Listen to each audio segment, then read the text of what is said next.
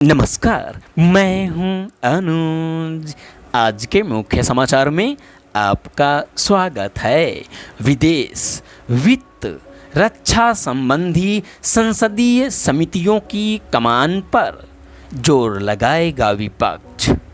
18वीं लोकसभा में संख्या बल में वृद्धि का विपक्षी गठबंधन INDIA को संसदीय स्थायी समितियों में फायदा मिलेगा। परंपरा अनुसार सबसे महत्वपूर्ण लोक लेखा समिति यानी पब्लिक अकाउंट कमेटी PAC की अध्यक्षता मुख्य विपक्षी पार्टी कांग्रेस को मिलनी तय है। वहीं विपक्षी दलों की रणनीति इस बार विदेश, रक्षा व वित्त मंत्रालय से संबंधित अहम संसदीय समितियों की कमान भी अपने हाथ में लेने की है। पिछली लोकसभा में सत्तारूढ़ भाजपा ने इन तीनों समितियों की अध्यक्षता अपने पास रखी थी।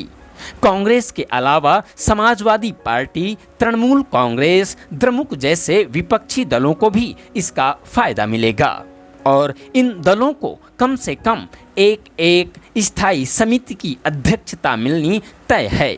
संसदीय समितियों के गठन को लेकर लोकसभा स्पीकर की ओर से अलग अलग समितियों के लिए जल्द ही नाम मांगे जाएंगे।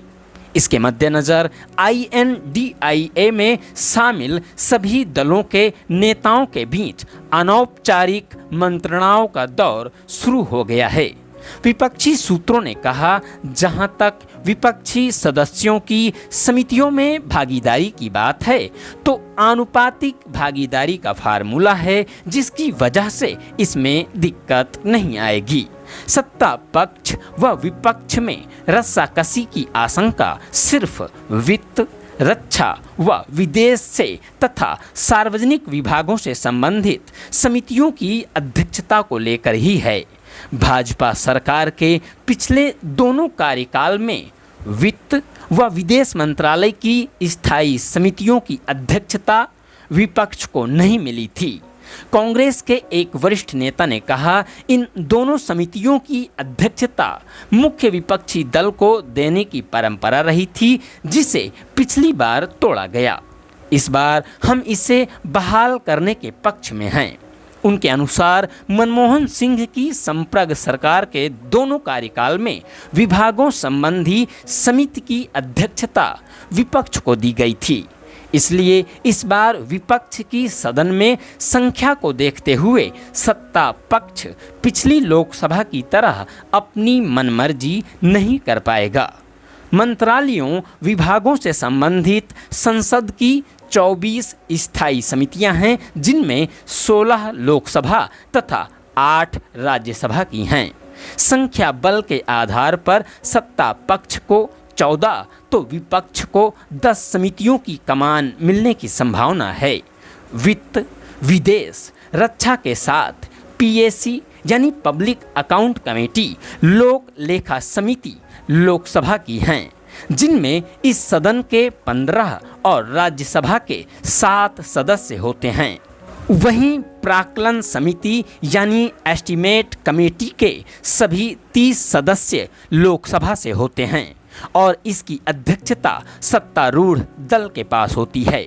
संसद में 1968 में इंदिरा गांधी के PM कार्यकाल में PAC यानी पब्लिक अकाउंट कमेटी लोक लेखा समिति बनी और तभी से इसकी अध्यक्षता विपक्ष को देने की परंपरा रही। पिछली लोकसभा में कांग्रेस को आधिकारिक विपक्ष का दर्जा हासिल नहीं था, पर सबसे बड़ी विपक्षी पार्टी के नेता के रूप में उसके नेता अधीर रंजन चौधरी ने 5 वर्ष तक लोक लेखा समिति की अध्यक्षता की थी। PV नरसिंह राव की सरकार के दौरान भाजपा नेता मुरली मनोहर जोशी भी 5 वर्ष तक लोक लेखा समिति के अध्यक्ष रहे थे। गृह मंत्रालय, शिक्षा, कानून व न्याय, सड़क परिवहन, पर्यटन, संस्कृति व स्वास्थ्य मंत्रालय से संबंधित स्थायी समितियां राज्यसभा की हैं। मगर इनमें भी दोनों सदनों की संख्या के हिसाब से आनुपातिक भागीदारी होती है। जिनमें लोकसभा के 15 व राज्यसभा के 7 सदस्य शामिल होते हैं। 17वीं लोकसभा में गृह मंत्रालय की समिति की अध्यक्षता राज्यसभा में कांग्रेस के नेता आनंद शर्मा को मिली थी। इसी के साथ आज के समाचार समाप्त हुए। अभी के लिए विदा चाहते हैं। मिलेंगे किसी अन्य महत्वपूर्ण टॉपिक के साथ। बहुत बहुत धन्यवाद।